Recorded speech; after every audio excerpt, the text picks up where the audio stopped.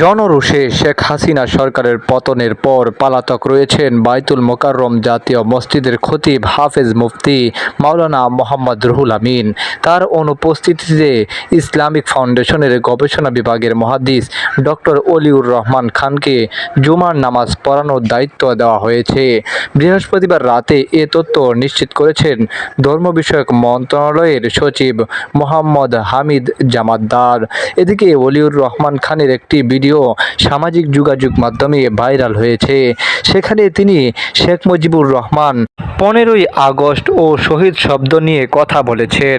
পরে এ বিষয় নিয়ে সামাজিক যোগাযোগ মাধ্যমে সমালোচনার ঝড় ওঠে। অলিউর রহমান খান বলেন, বঙ্গবন্ধু একেবারেই জানতেন না। ঘুম থেকে উঠেছেন পর তাকে মেরে ফেলা হয়েছে। তার সঙ্গে অন্যরা, তারা প্রচলিত আইনে বা শরিয়া আইনে কোনো মৃত্যুদণ্ডপ্রাপ্ত নন, তাদের হত্যা করা হয়েছে, তাহলে তারা শহীদ। আর অন্য দৃষ্টিতে সেখানে অবলা নারী ছিলেন, মাসুম বাচ্চা শিশু ছেলে রাসেল ছিলেন। তাকে হত্যা করার কোনো আইন নেই বা কোনো বৈধতা নেই, মানবতার কোনো স্তরেই এটা পড়ে না। তিনি আরও বলেন, আজ পর্যন্ত আমার আগে আরও অনেক এ ঘটনার সাক্ষী ও ইতিহাস জানা লাখ লাখ আলেম দুনিয়া থেকে বিদায় নিয়েছেন। কোনো আলেম কিন্তু এ বিষয়ে কোনো দলিল দিয়ে সমর্থন করে না।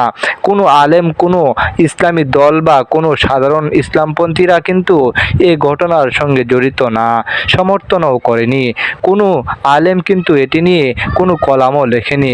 আমিও সেই সুরেই কথা বলছি, আমি নতুন কিছু বলছি না। এই গবেষক বলেন, আওয়ামী লীগের লোকেরাই প্রথম শহীদ বলতেন না। তাদের মধ্যে ইসলামের থেকে দূরত্ব ছিল। তারা মনে করতেন শহীদ শব্দটা পাকিস্তানের পরিভাষা, শহীদ শব্দটা স্বাধীনতা বিরোধীরা বলে, শহীদ শব্দটা আওয়ামী লীগের পরিপন্থী। তাই আপনি দেখবেন 15ই আগস্ট এই নির্মম নিষ্ঠুর ঘটনার পর আওয়ামী লীগের কোনো লেখায় শেখ মুজিব সহ কাউকে শহীদ বলা হয়নি এবং শাহাদাত বার্ষিকী বলা হতো না। এই গত 15-16 বছর থেকে শাহাদাত বার্ষিকী বলা হচ্ছে, আগে মৃত্যু বার্ষিকী তারাই বলতো। এই জন্য আমরা মনে করি এখন তাদের উপলব্ধি হয়েছে। এখন 15ই আগস্টকে জাতির পিতার শাহাদাত বার্ষিকী বলা হচ্ছে। এখন 15 আগস্টে নিহত সবাইকে শহীদ বলা হচ্ছে।